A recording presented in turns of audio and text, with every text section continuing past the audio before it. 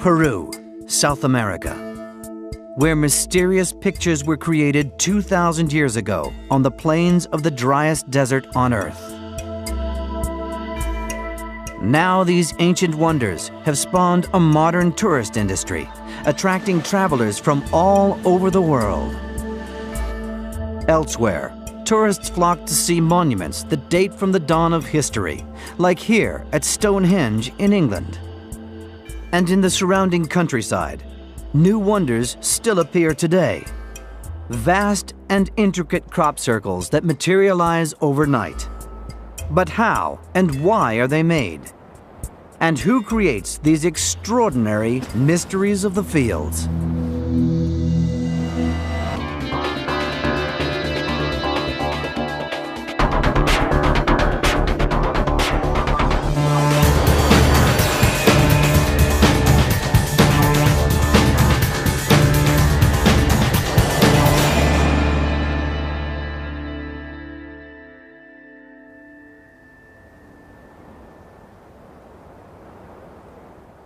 Amid the rolling hills of England, hundreds of intricate designs known as crop circles appear in the fields. Such perfect circles have been known about for centuries. They used to be feared as the work of the devil. A 17th century illustration shows Satan mowing his corn. But in recent years, these crop circles have become ever more numerous, more elaborate, and more mysterious. Nobody knows just how the circles are made, but some strange force is at work, twisting, crushing, and flattening the corn.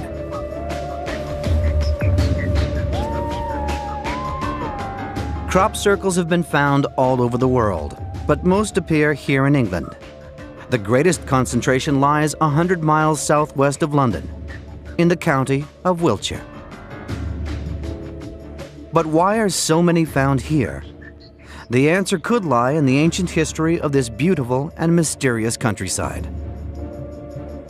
Near where the circles appear are age-old pictures carved into the hillsides, and most famous of all, the 5,000-year-old rock circle of Stonehenge.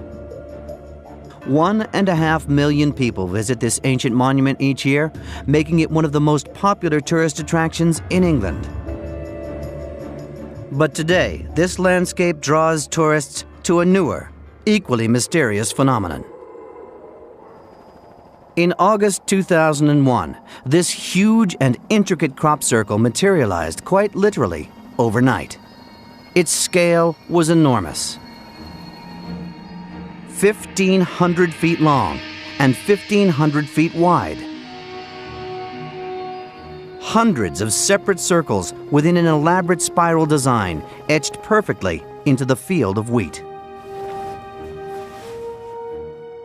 It appeared on Milk Hill, a remote spot with no human witnesses to see its creation. But these slopes are popular with paragliders, and the following day they spotted the circle from the air in the field of farmer Brian Reed.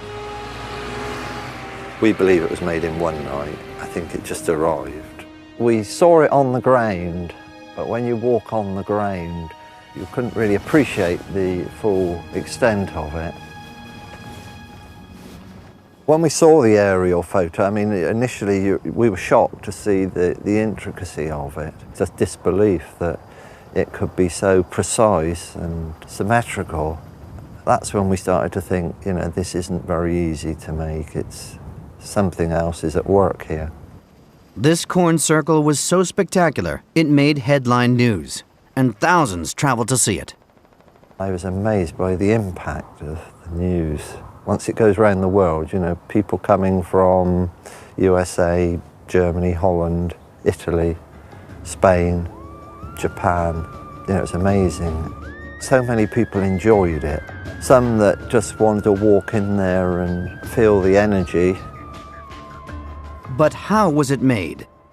Some talk of unidentified flying objects, others of unknown natural forces. Brian Reed has no answers. and the sheer scale of the circle has left him bemused. I don't know what caused it, but I'm not sure that it was made by people.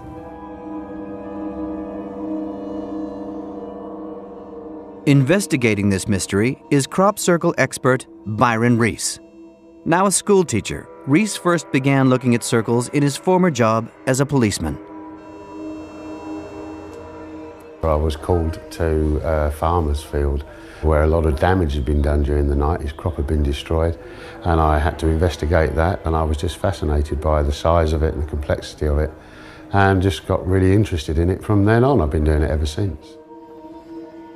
Reese has investigated more than 100 crop circles all over Britain, but never one this big. This particular crop circle was just huge, and over 300 circles, the largest being 70 feet in diameter.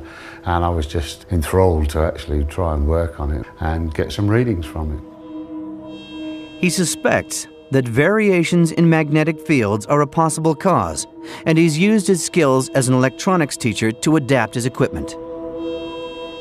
It was originally a metal detector, but I've obviously made a few modifications to it because I'm more interested in actually getting the magnetic influence that's below the ground. If you remember back at school where we had the piece of paper with the magnet under it and we put the iron filings on the top, and that sort of circular pattern that we used to get at each end of the magnet, well, there's some argument that that could be caused by some sort of magnetism within the ground, forming these circles at the north and the south poles of a magnetic source within the Earth. Reese examines the whole area where the circle appeared. Water divining, or dowsing, is one of his techniques. Nobody really knows why water dowsing works. It just seems to work, and some people can do it and some people can't. And it seems strange that in many of the cases I've looked at, there's actually been water very nearby, if not directly underneath. A local tavern, the Barge Inn, has become the favorite watering hole for those who study the crop circle phenomenon. We get people from all over the world who come here, from Japan, Australia, New Zealand, South America, the States, Europe, everywhere. They seem to find this pub and want to know more about crop circles, and is the sort of site that generates that interest for people throughout the world. The bar, known locally as Crop Circle Central, has wall maps detailing the hundreds of circles that have materialized within a few miles of this building. But what nobody knows is why this place should be at the heart of the crop circle mystery. There's a history of crop circles all over the world, but I mean, England has the greatest number of crop circles in this part of the country, in fact. And in this year alone, there's been over 2,000 crop circles in England and about another 400 to 700 in the other parts of the world. So it seems to be a growing phenomenon. Britain's corn circles are beautiful and complex. But other, even more mysterious artworks can be found halfway around the world, in Peru, South America. The tiny fishing port of El Chaco, on the coast of southern Peru. It's 150 miles south of the capital, Lima. Here, the cold waters of the Pacific Ocean are rich in fish. And in Peru, wherever you find fish, you find the pelican. Thousands upon thousands of pelicans.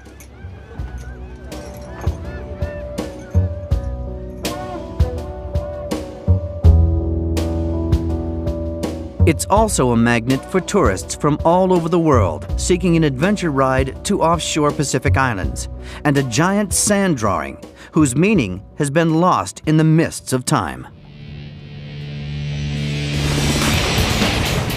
The adventure begins with powerful speedboats racing across the Pacific waters at speeds of up to 30 miles per hour.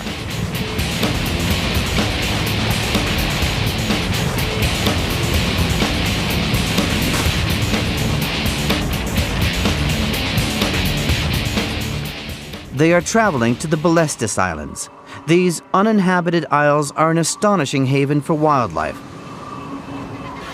On the island's rocky beaches, boatloads of tourists are entertained by sea lions, while simultaneously the sea lions are entertained by the tourists. Among them, Canadian traveler Karine Hannert. I got an opportunity to see just an amazing amount of wildlife. More birds than I've ever seen, I think, in my life, which was a highlight for sure. Others were exhilarated by the speedboat ride, like Karine's sister, Alana. It was fast and fun. I loved it. The islands themselves are just beautiful, and just the diversity of animals and the numbers of animals is just amazing. For the tourists, there is a further 15-minute ride to reach the coastal sand drawing known as the Paracas Candelabra. 600 feet high, the drawing can be seen 12 miles out at sea. Nobody really knows when it was built or why. But even this massive sand drawing pales in significance when compared to the awesome spectacle of the Nazca lines, 150 miles away in the Peruvian desert.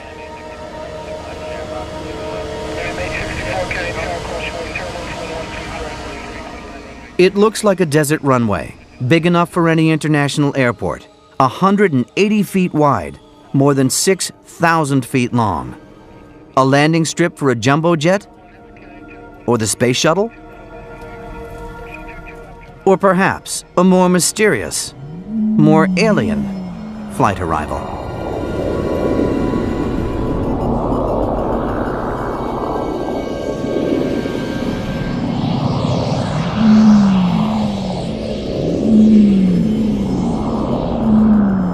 This runway follows an arrow straight line for as far as the eye can see. But the reality is that this is probably not a runway at all. It is one of thousands of ancient man-made drawings etched into this desert floor. Scientists call them geoglyphs. Many are huge rectangular shapes that overlap each other in random patterns.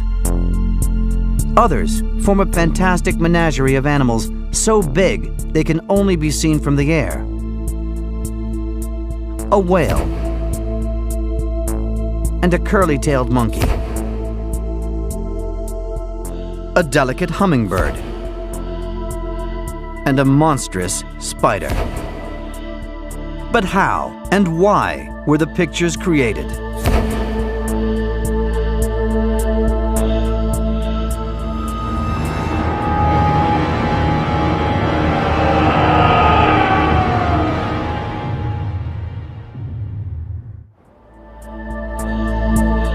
This is the Nazca Desert of southern Peru.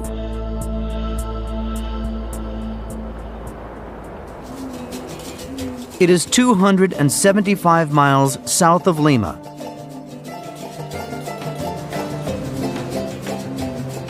Sandwiched between the Pacific coastline and the high peaks and valleys of the Andes. Life here has changed little for hundreds of years. At the base of the mountains, on the desert plains, the riverbeds are bone dry. Less than 1 inch of rain falls here in 20 years. This is a dry and wind-blown place, almost lifeless. And yet, this arid desert attracts tourists and scientists from all over the globe to marvel at one of the ancient wonders of the world, the Nazca lines. Years ago, school children from the town of Nazca demonstrated how to build a Nazca line. On top of the sand is a thin layer of dark, loose rocks, washed down from the Andes 500,000 years ago and deposited on the desert floor. First, mark out an arrow straight line with sighting poles and rope. Then, remove every sun-darkened stone from the surface of the desert. The result is a line as it once would have looked, the underlying brilliant white sand shining out against the iron-rich rock floor.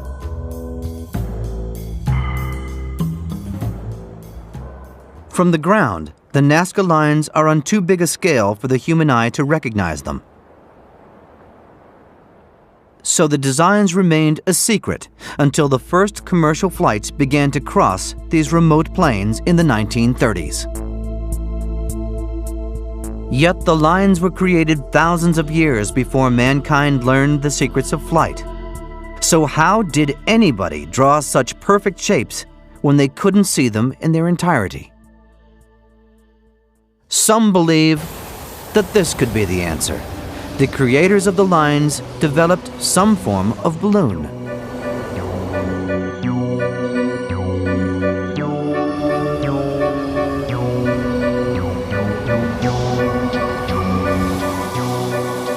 Today, a hot air balloon is the latest way to fly over the lines, and the flight has lost none of its wonder for balloon pilot Juan Ortiz. I fly. I love to fly. You know, my blood is half bird and half half human, and it's so beautiful and different. I think the lines were meant to be in watch from above. Something amazing. There's an energy in there. It's so you feel so different. It's like you're in another world when you're flying over it.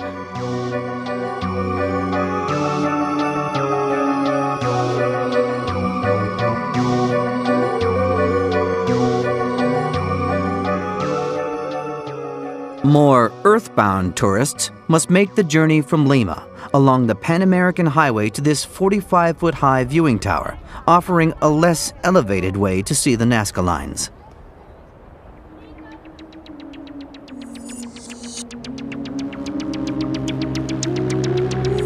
Others take an aerial tour from the tiny Nazca airport. Thousands of tourists take this trip every month. They leave the town of Nazca behind to circle the viewing tower and see the lines and animal drawings concentrated at the Pampa de San Jose.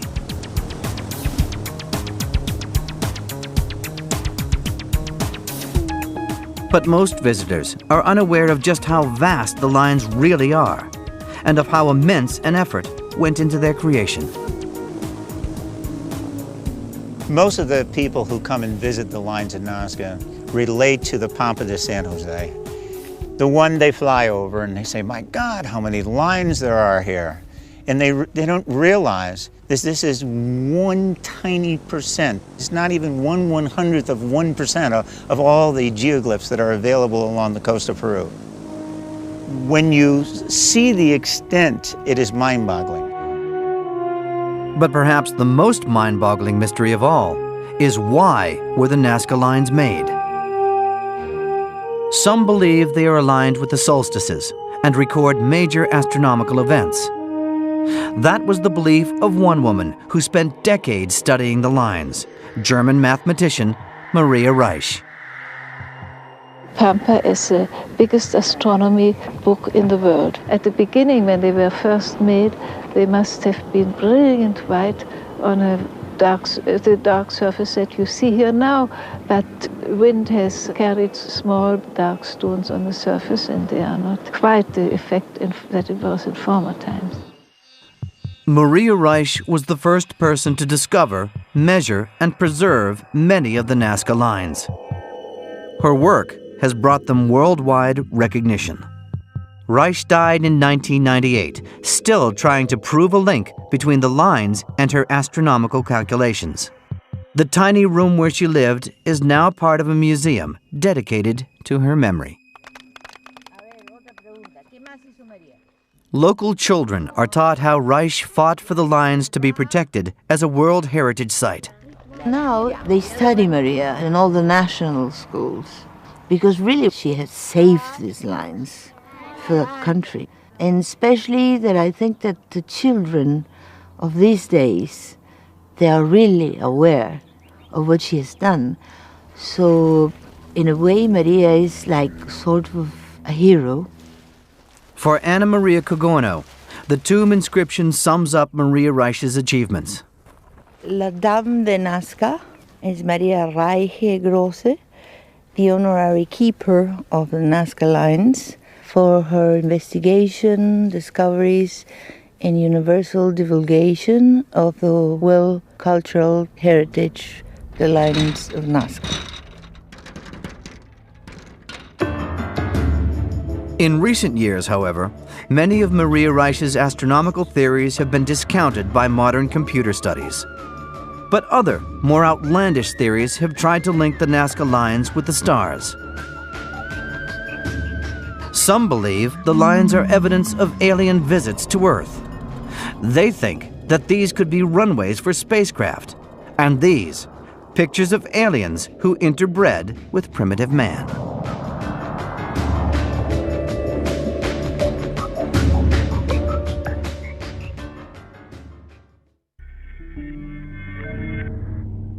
In the museums of Peru are astonishing human remains, 2,000-year-old bodies preserved in the driest desert on Earth. They were dug up here in the Nazca Plains of southern Peru, under the shadow of the towering Andes Mountains. A unique gallery of pictures and lines was created by these long-dead people. An adult with dried skin, perfectly preserved. A woman who died in childbirth. The mummified remains of her stillborn infant lie in the bag she clutches to her stomach. Trophy heads taken in battle, and misshapen skulls alien to human eyes, which some claim are proof that space travelers landed here thousands of years ago. That was the view put forward by Swiss author Erich von Däniken in his 1968 book, Chariots of the Gods. Von Däniken claimed that the Nazca lines were a huge intergalactic airport, and therefore proof that prehistoric Earth was visited by astronauts from outer space. A small vehicle landing with an effect maybe even of the air cushion system. So they don't need landing tracks, but simply by the landing itself, some sand and stones are blown away, and you have a simple track on the ground. And after maybe a few hours or a few days, they start again, maybe in another direction. You have a second track, the take-off track. In the humanoid figures on the hills, the author claimed to recognize pictures of the alien visitors. This particular geoglyph is known as the astronaut. But von Däniken's theories have been widely criticized. The alien heads are skulls deformed by an ancient Peruvian practice of binding the heads of newborn babies. The astronaut is believed to represent a shaman or wise man. His overlarge eyes are those of the all-seeing Nazca desert owl. Von Däniken's runways have been found to come in all shapes and sizes.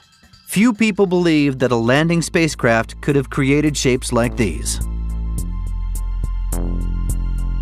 For the last 5 years, archaeologists from the Swiss Federal Institute of Technology have been recreating the Nazca lines in cyberspace. They've digitized thousands of aerial 3D photographs to create this world in their computers. By studying which lines overlapped each other, the archaeologists deciphered how the designs changed over hundreds of years. First made were wavy lines and spirals, and later larger trapezoid shapes, which got bigger and bigger as time went by.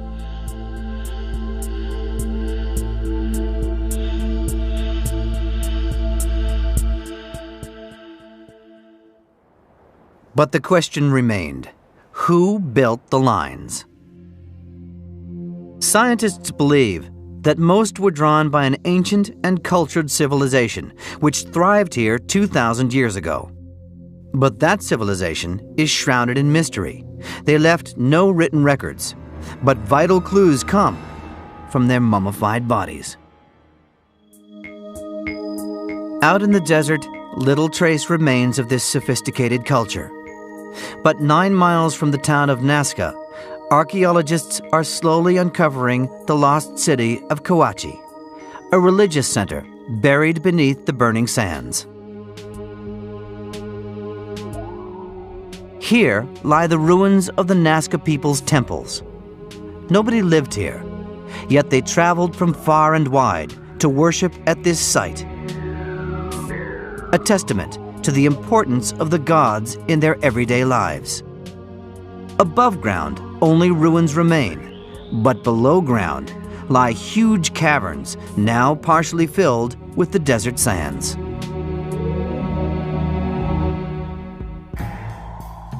The people who once worshipped here were lords of all they surveyed, but they abandoned their temples 1,500 years ago when the climate changed and the rains ceased to fall. Near Kawachi is the sacred cemetery of the Nazca people. Today, it's a tourist attraction. The Nazcan way of death has been studied by local historian Juan Toalino Vera. There can be seen quite well how weather conditions deteriorate mummies, how the skin is cracking up. In the afternoon, it gets terribly windy here. We have storms, and also temperature obviously rises up. In summertime, we got over 40 degrees over here. But the dead weren't always buried alone. In one tomb is a wife, her husband, and his concubine. It is a family tomb. So more than one person was buried here. But in this particular cemetery, we find three kinds of tomb shapes. We have rectangular shapes and square and also round ones. Okay, meant for, is believed, for one person is because the tomb is not big enough. Okay, but these rectangular and square shaped tombs were meant for a whole family. The corpses were wrapped in cotton shrouds and often tied in a fetal position, symbolizing the Nazcan belief that their loved ones would be reborn. And when the dead came to life, they would obviously need sustenance from the pots of food left beside their often young bodies. The life expectancy of these people at that time was relatively short. It's quite rare to find mummies with gray hair. When you look at these mummies, you see the hair color always reddish brown or black, which is the original hair color. And the set of teeth, perfect, very healthy teeth. The state of preservation is astonishing. The bodies have been desiccated by the arid conditions over thousands of years. Hair, skin, and even tiny toenails of a young child still exist. Evidence that the Nazca people built the vast network of lines can also be found at the cemetery. You would say, but how can we know? How can we be so sure that the Nazcas were the ones who built these figures and lines? Because in tombs like this has been found ceramic and textiles with the same designs. So by association of ideas, the archaeologists came to the conclusion that the Nazcas were the ones who built these figures and lines. How did they do it, or what was the reason for doing so? We won't ever know, because the old Nazcas did not leave a written record of what happened in those days. But the Nazcan dead can never rest in peace.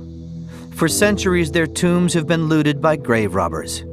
Pots and textiles are stolen, and body parts lie scattered across the desert floor.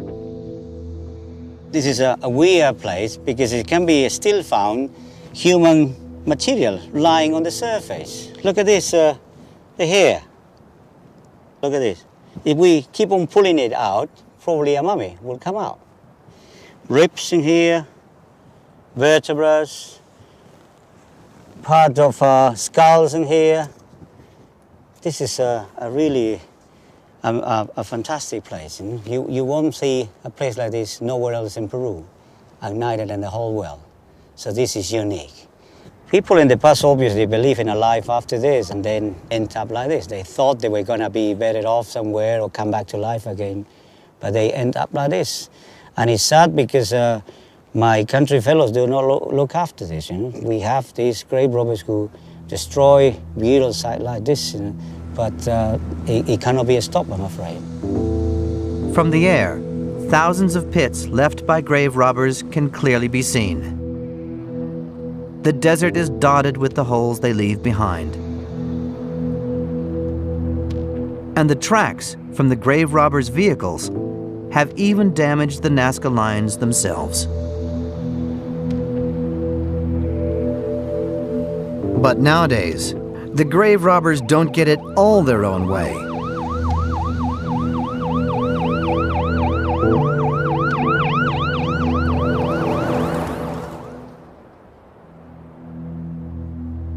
Dawn at Nazca Airport in southern Peru, and the security patrol is about to take off. Its leader is pilot Eduardo Herran.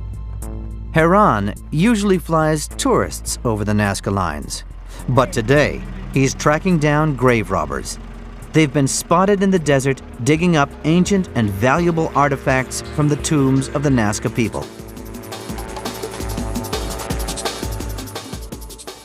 From his microlight aircraft, Herran is in radio contact with motorcyclists and with police out on patrol.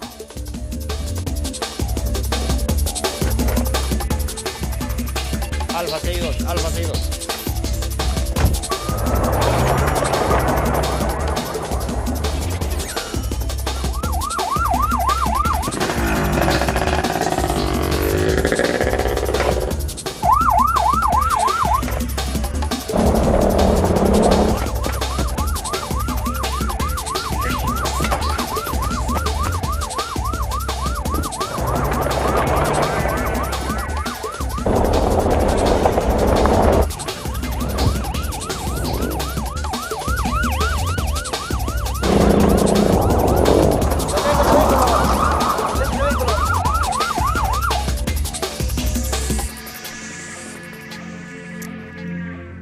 The penalties for damaging this World Heritage Site are severe. Grave robbers risk unlimited fines and up to 8 years in jail. Safeguarding the lines is now of vital importance to the Nazcan authorities and to Eduardo Herran.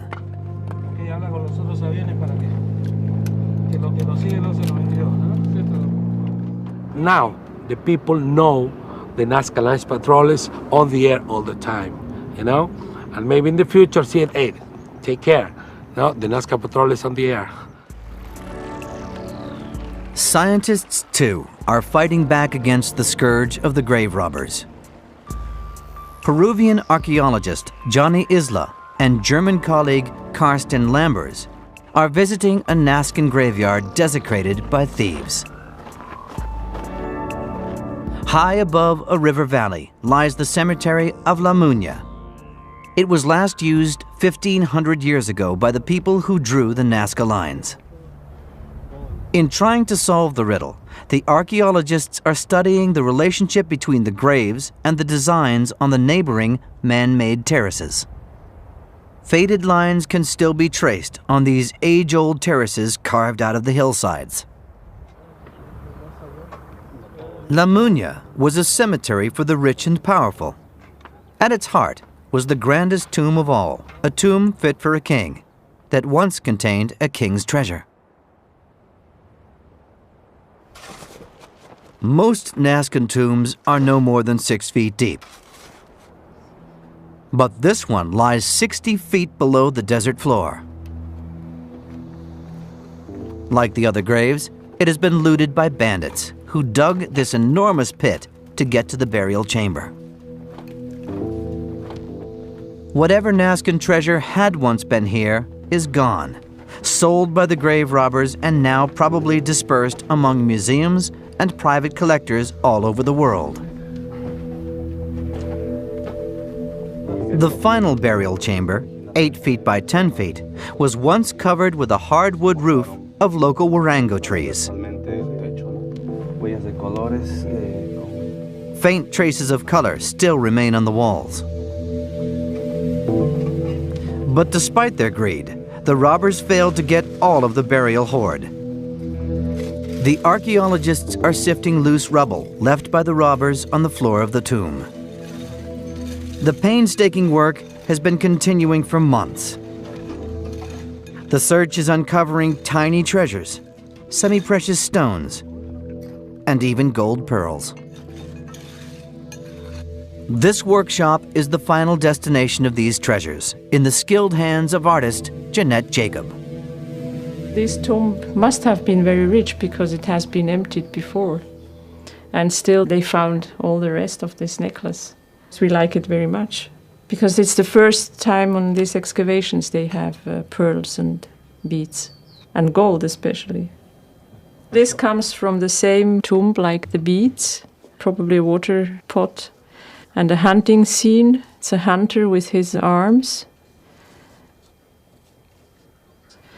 And the handle, which is missing, but I will make a reconstruction probably of it, and I will fill all these holes. Jacob has been restoring Peruvian pottery for the last 2 years, and her admiration for the Nazca people has grown steadily in that time. They have been great artists in making pottery because they had no wheels. They were turning it on a plate, but by hands, and they were extremely skillful. Also, these pots are extremely thin and regular and totally round, but the colors, they are extremely well preserved. They are like from yesterday. But the search at Lamunya tomb has yielded more than just ceramics. Tiny seashells found in the rubble have provided clues to the greatest mystery of all. Why were the Nazca lines created?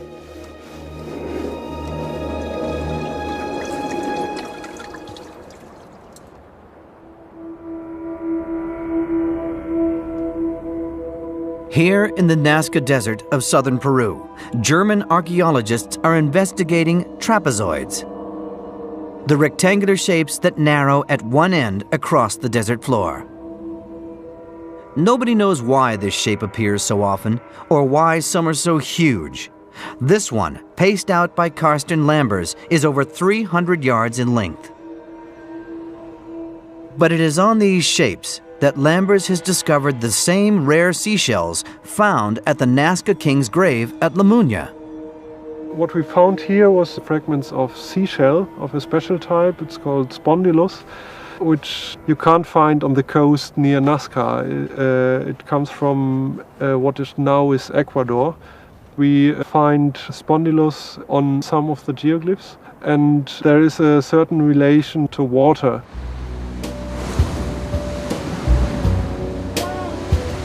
The ocean off southern Peru is normally too cold for spondylus seashells.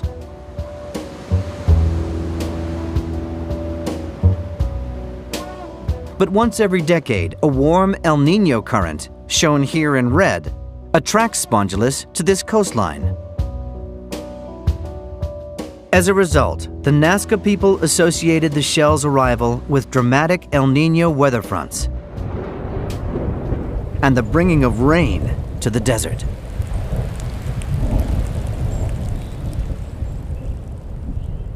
Sometimes with a very strong Niño, it even rains down here, and we suppose that the ancient Nazca knew about the relation of these Niño years and the spondylus seashell. It was another hint that the geoglyphs have to do with the water account. Lambers now believes the Nazca lines were ritual sites where the seashells were offered to the gods to encourage El Niño rain. Others agree that water is the key to the mystery of why the Nazca lines were created. Rivers flowing down from the Andes are the only source of water for this arid land. And many centuries ago, it seems that some of the rivers ran dry. Years without rainfall forced the Nazca priests to abandon their temple site at Kawachi. In a desperate plea to the gods, they built bigger and better geoglyphs.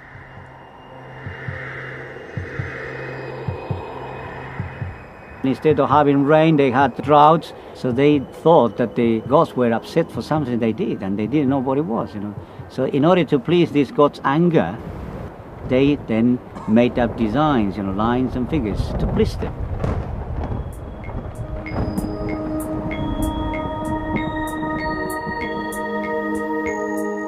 The Nazca people even believed they knew where their gods lived, here on the biggest sand dune in the world. At 6,800 feet, it towers over the surrounding mountains. But now that tourism is a major industry, the mountains of the gods have a more down-to-earth appeal. the Nazcans have discovered sandboarding.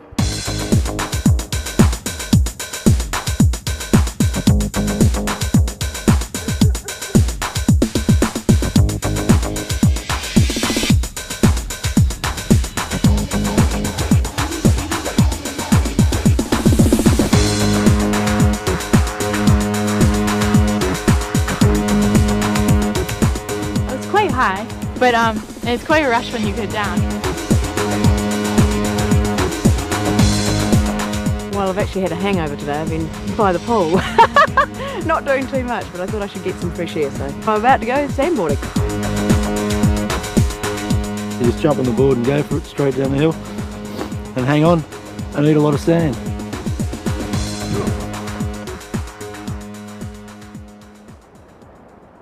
The most recent theory of why the lines were created comes from David Johnson, research associate at the University of Massachusetts. He's studying links between the Nazca lines and this arid land's most precious commodity, its water. Johnson believes the lines are coded messages, revealing the secrets of hidden water sources under the desert. And that quest for water was at the heart of the Nazcans' religious beliefs. What is a major component of your religion is what is important to your survival. And water is important to survival here. Without it, you're dead. Johnson's work is partly funded by the National Geographic Society, despite his use of some unorthodox methods. Although the scientific community does not believe in dowsing, I find that dowsing does work for me. The dowsing rods are made out of iron, in this case, and 2 Bic pen containers to which they are set in, which allows the rods to swing freely, so they're independent of my hand. I'm not influencing them. Johnson demonstrates the technique, walking over a watercourse buried beneath his feet. As they encounter the boundary of the water, the rods will point along the course of the water, the direction of flow. As soon as I step onto that water source, the rods cross, and they will remain crossed as long as I'm on a concentrated flow of water. And as I get near the center of the concentrated flow, they will be literally parallel to one another, crossed and parallel. And this is the best place to put a well. Today, water is pumped from deep underground wells to make the desert bloom. But without modern technology, these sophisticated people constructed elaborate aqueducts to channel the water to their settlements.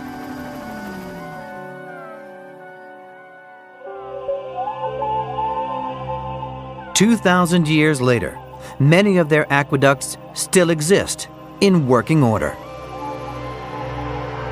Some were buried underground to cut down on evaporation. Constructed of stone channels, they need cleaning and are still maintained by local people today.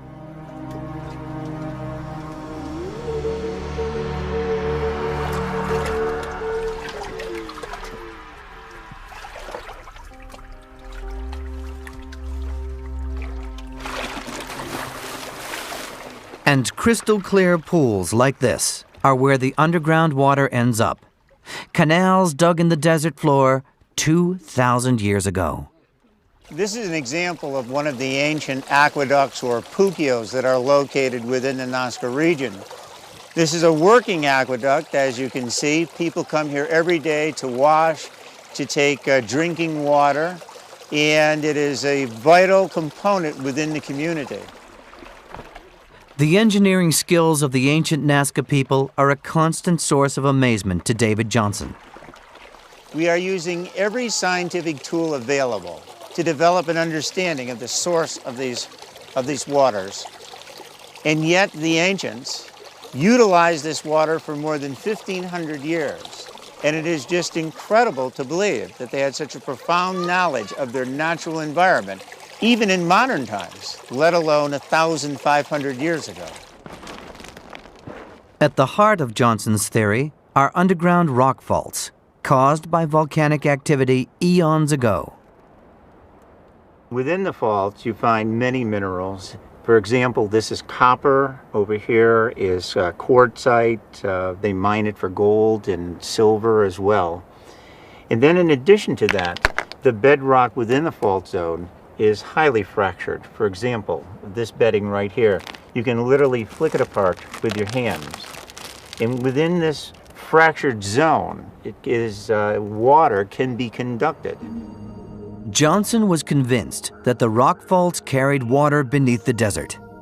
And for years, he's been researching just how that discovery relates to the Nazca lines. I've been working here on the lines of Nazca for 5 years. And people say, aren't you getting bored? And the answer is no.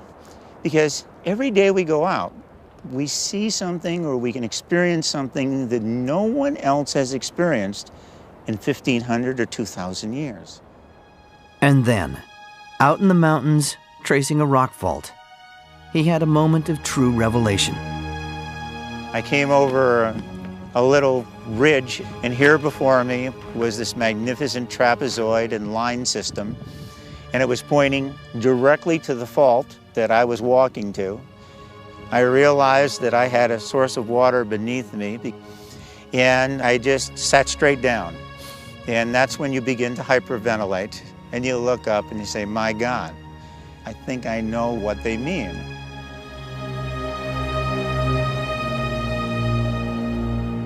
David Johnson believes that the huge hilltop shapes and the miles of lines between them were the Nazcans' way of recording the location of hidden watercourses. Some shapes showed the direction the water ran in, others how fast it flowed. They even recorded the names of their underground rivers. When people fly over the lines of Nazca, the thing they're attracted to most are the figures, which take the shape of the spider, the hummingbird, the orca whale, the monkey, to mention a few. I believe that they were utilizing those figures to name the different water sources, as we name rivers today, so we can distinguish one from the other.